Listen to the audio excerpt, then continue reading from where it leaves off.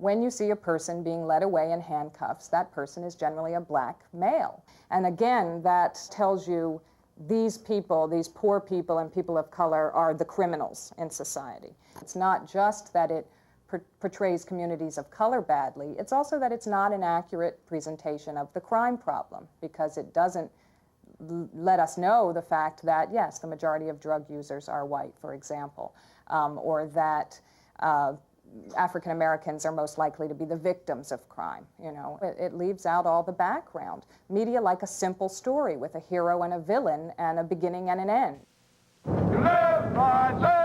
That is the Maricopa County chain gang. You screwed up, that's why you're on a chain gang.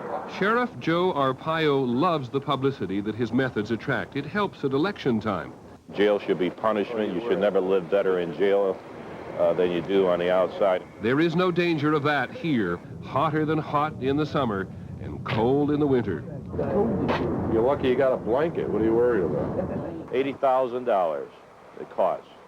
And the only reason it's 80, I was nice enough to put electricity in. The media, like politics in general, understands that punishment is a solution to social problems. And it feels it needs to make spectacular and make dramatic this need for punishment, rather than in doing its job of investigating the cause of violence in our society and trying to remedy that cause by presenting structural, social, and cooperative ways to resolve these problems. Why? Because you simpletons are out here slamming and fighting. Wagon. I want my baby! I know you're upset. I know you're upset. I'm gonna crash you through that glass. You better shut up and stand there. Inevitably, the media focusing on the hysteria of punishment and the need for punishment reinforces this logic and desperation of punishment. And of course, because the faces of the punished are often non-white, this is a cycle which reproduces racism, reproduces a sadistic need to punish those who are not white.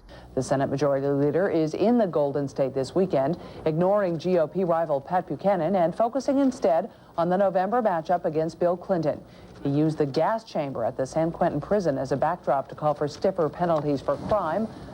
The American people are really being victimized by a bait-and-switch scam when it comes to crime policy. Politicians will bait us by exploiting our fear of violent crime. Then they'll switch us because they'll build more prisons and they'll stock them with nonviolent offenders. And that way they rip off our tax dollars, we don't feel any safer, and we're all victims of a ploy that benefits elected leaders who can appear tough on crime, but doesn't make us any safer.